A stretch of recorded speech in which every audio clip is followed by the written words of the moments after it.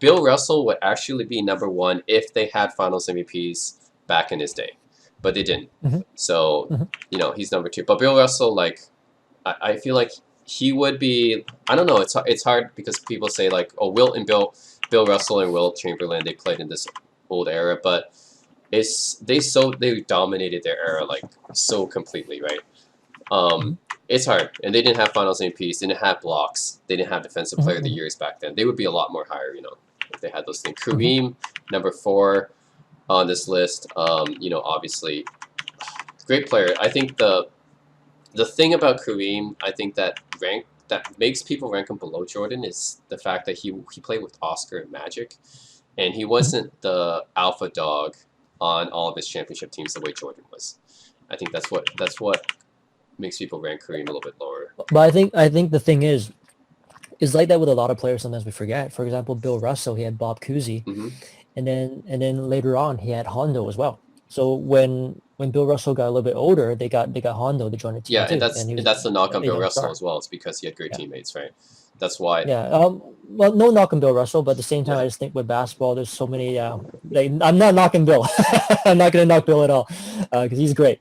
But I think sometimes when we compare championships, Mhm. it's just the situation is so different sometimes. For example, in my opinion, my humble Yeah. opinion, I think because Bill Russell is obviously great, but he also had the luxury of obviously the league was different back then, and he had the luxury of he did have a very very good team. Hmm. Bob Cousy, and then later on they got Hondo as well into the team as well. Yeah. And also he had the luxury of actually playing in stability. He had a coach, a system, right from the get-go. And so he was able to save time and just start winning. I mean, the league was young at the time and he had stability and a good system and a coach. For example, that's something that LeBron never really had. And that's also one thing that makes guys like LeBron so special was that he came into the Hmm. league to a team that barely got him any help and he barely got a good coach. But Yeah. he can still lead that team to the finals in '07, That's and Yeah, that's why it's it's like it's, amazing. it's like unfair to knock LeBron for forming a super team because like what was the Cavs Yeah, management going to give him, right? They weren't going to give him. yeah. He did so much for Cleveland actually, and people say, well, Hmm. LeBron's always jumping teams and stuff. He played 11 out of his 17 seasons in Cleveland. That's enough for the only Hmm. Hmm. championship in like 40, 50 Yeah, years. That's enough for a statue. Come on, like yeah, yeah, like I don't know. People say that he's not yeah. loyal, but like he did enough for Cleveland, right? Dude, man, he not only did he was drafted there, but he actually people forget he actually re-signed with Cleveland. Yeah, So even after he got no help there, after his contract was over, he re-signed with them again. yeah. So I would say that's loyalty. And if the team's not giving it for him, I mean, sometimes you're gonna have to move on, before it's too late, and you can't really blame them sometimes. So yeah, that's what I think. Yeah, actually, what you said about Russell is something I agree with as well. And that's precisely why I actually, even though on this list I have Russell ranked number two, I Hmm. actually believe Wilt Chamberlain was a better player than Bill Russell. Uh, Oh, here's the other. Oh yeah, go ahead, go ahead, and the reason go is ahead. Hmm. because of what you said. Hmm. Like Wilt Chamberlain never had the stability that Bill Russell had. Hmm. He didn't Hmm. have as good teammates that Bill Russell Hmm. had.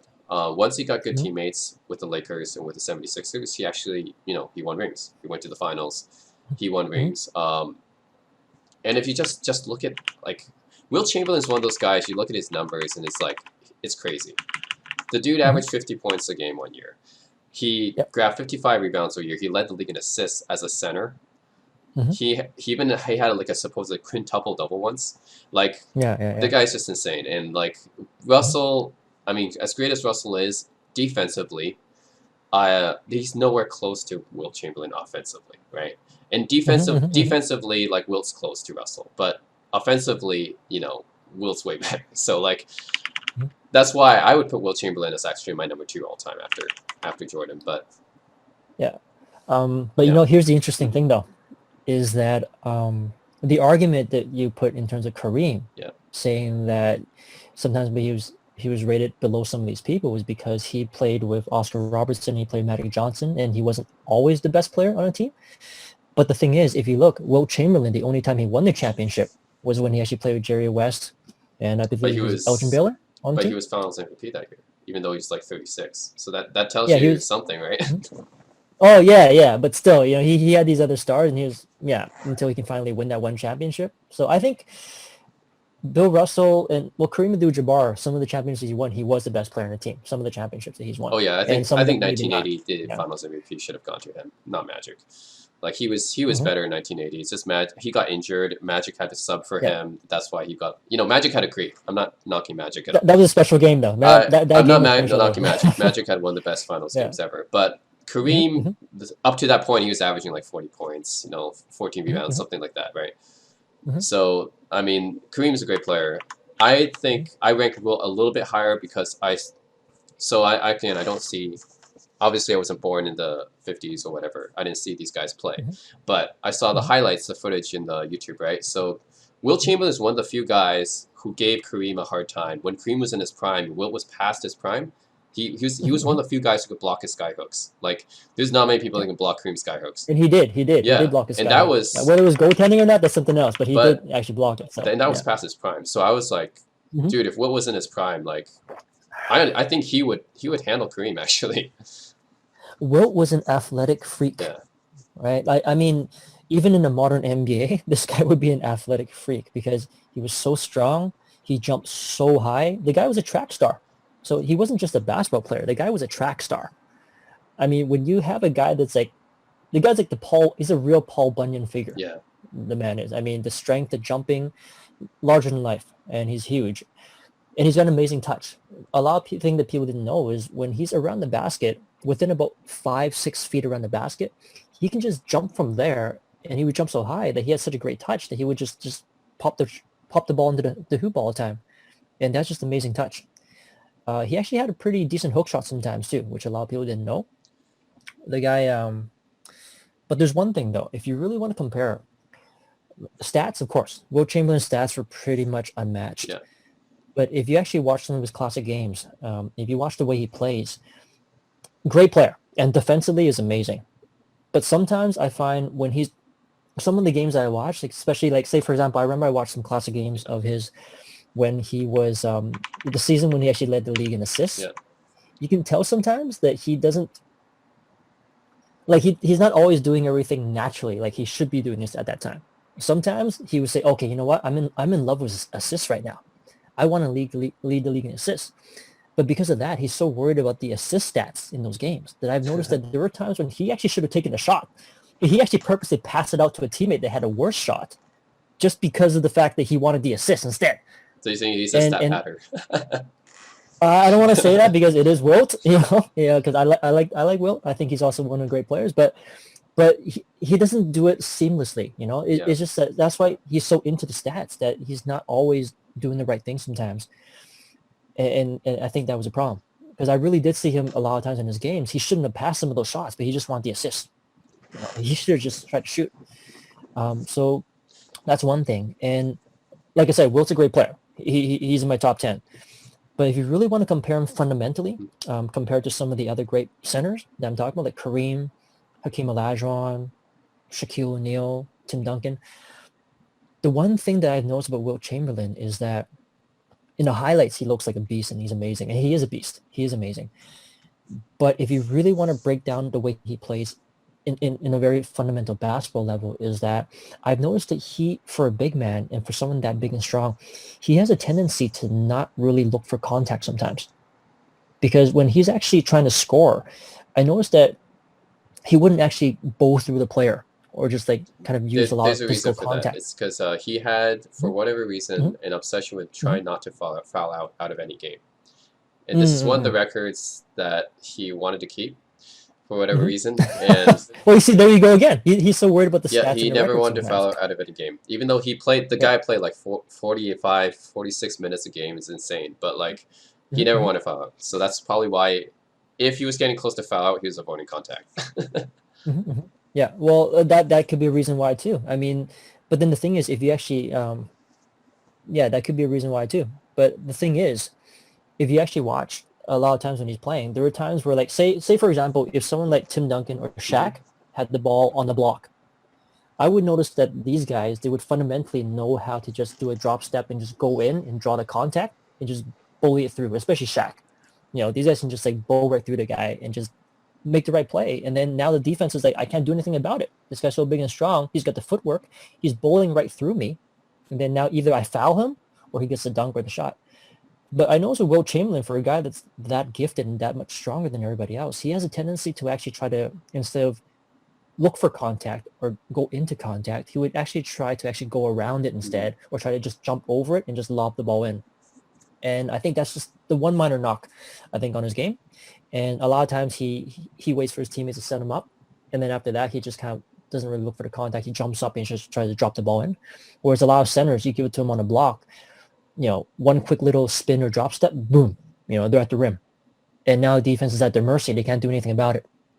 And that's the one thing that I feel that he was lacking a little bit compared to some of the modern centers. Yeah. But of course, we're talking about Bill Russell and Wilt, and Russell wasn't exactly a huge scorer either.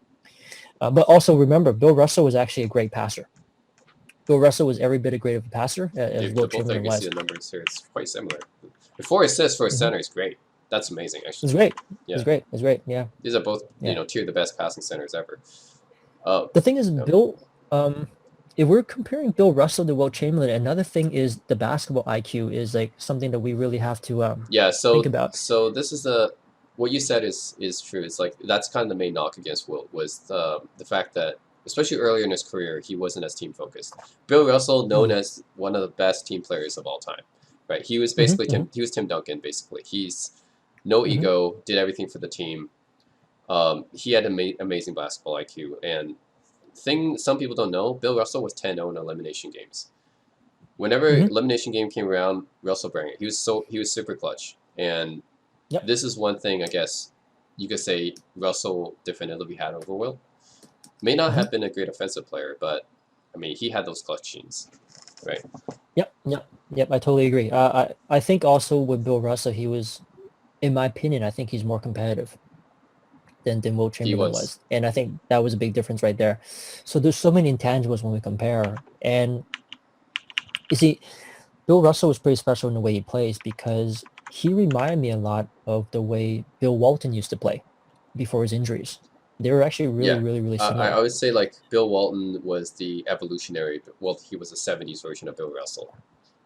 Yep, exactly. I mean, because if you actually watched in the history of the NBA, some of the best big men, they can actually see the proper way to play basketball, especially when you're a big man, is if you get the rebound, the defensive rebound, once you get it, the first thing you should look for is turn around right away and see which one of your teammates are going down on a fast break. And then you do the full court lob pass, the full court pass down to that player. That's actually number one fundamental play a big man should always have. The first thing, get the rebound, secure it, turn around. First thing is look down the court. You can see if there's any teammates you can just lob it down for an easy basket. And some of the best big men I've ever seen that can actually do that, then the first one was Bill Russell. Bill Russell always was so good at getting the rebound. And the guy, even when he was, if you watch some of the games, he was getting the rebound, and even like he got the rebound, and even in the air going down, he was already turning around, looking down the court.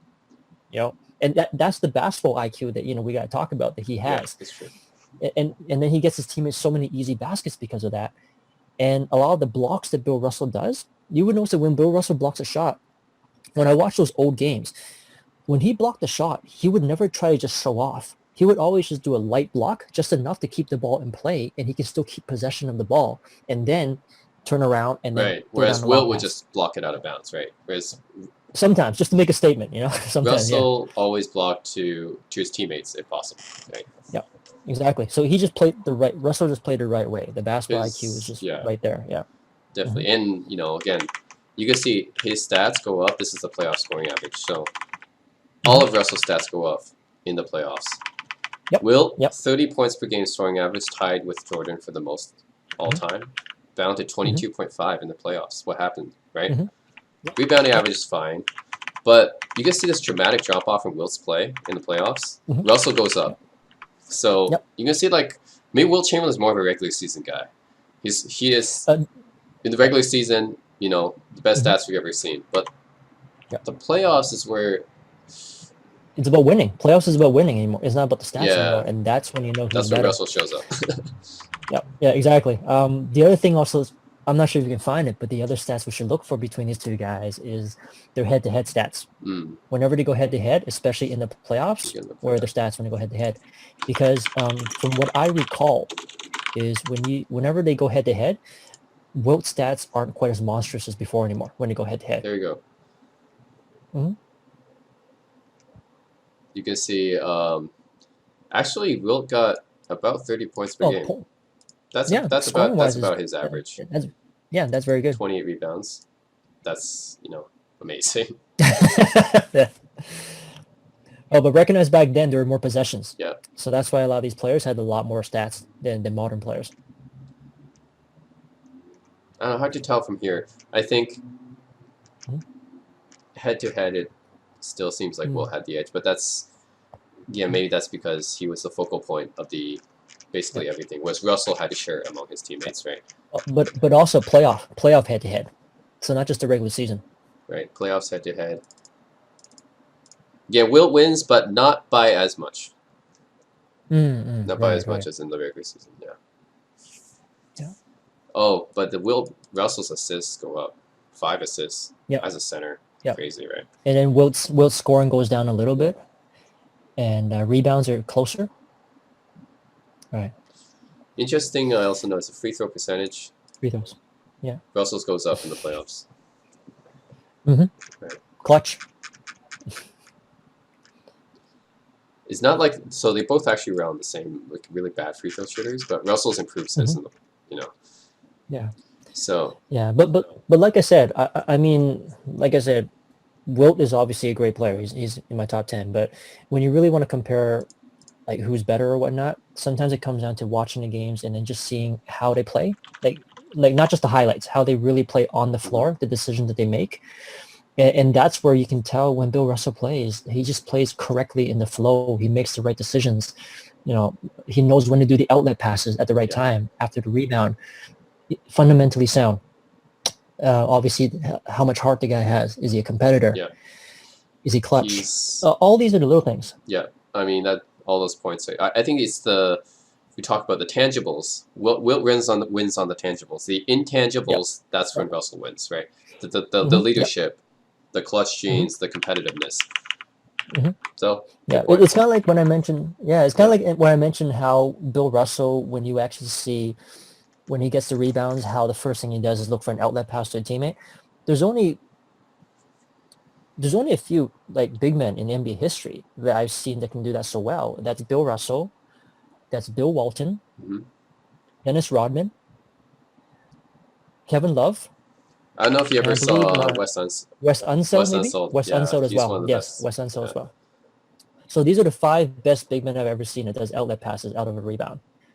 And not that many players actually do that. Yeah, that's a good point. Anyways, any one of these 3, I think this is the debate who's the best center. And pick anyone, Russell, Wilt, and Kareem. I think it's really hard to debate with these 3. Any one of them. Yeah, I agree. I think for me personally, if I had to choose, I would choose Kareem since I mentioned he's in my top 3. Reason being is also because of the competition they played against. Because he kind of bridged the gap. He played 70s and 80s. And so by the time he got to the 80s in the NBA, I mean, especially the early 80s when the defense was really rough, he proved that he can play through that.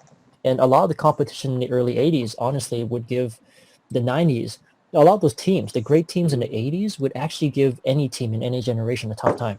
So he's proven that he can actually win during the 80s. So the thing about Kareem is true he competed during the time where centers were probably the most competitive position, especially 70s and 80s. But the thing is, when I watch some of those games, on YouTube, Kareem, it's given his size and his skill, right? 7'2".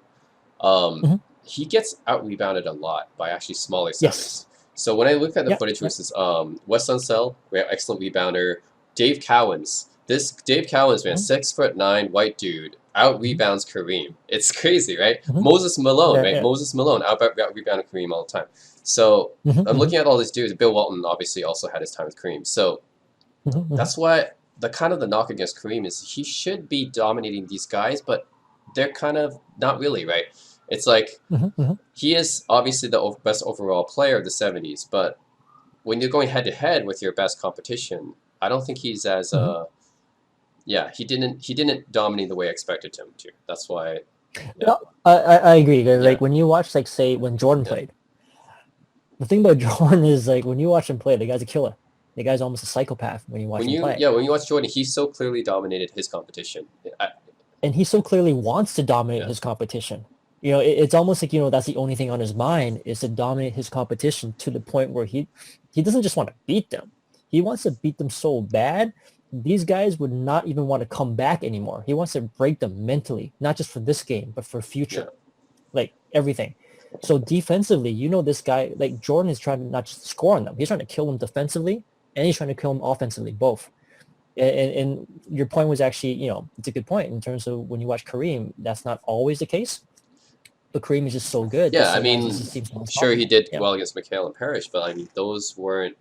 obviously those weren't like the level of the Hall of Fame competition as, like in the 70s, he was in his Mhm. prime. Are rebounded by Mhm. Dave Cowens. Are rebounded Mhm. by, Willis Reed or something. So, like, Mhm. that's the thing. I want to see Kareem and Wilt as well. So, Wilt was past his prime after knee surgery. So, Yeah. the Yeah. thing about Yeah. Kareem is I want to see him dominate these guys, but Mhm. didn't see that.